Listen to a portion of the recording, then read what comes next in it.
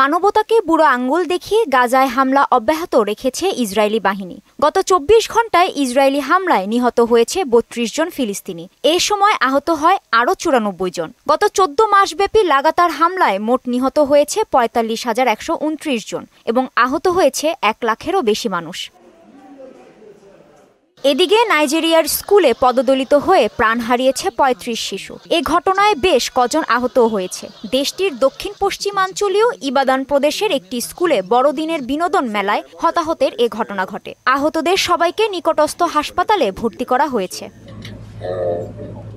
অন্যদিকে ইউক্রেনের রাজধানী কিয়েভে দফায় দফায় ক্ষেপণাস্ত্র হামলা চালিয়েছে রাশিয়া। কিয়েভের সামরিক প্রশাসনের প্রধান জানান, শুক্রবার সকালে ইউক্রেনের রাজধানীতে ৮টি ক্ষেপণাস্ত্র হামলা চালায় রাশিয়া। এতে অন্তত ১ জন নিহত হয়।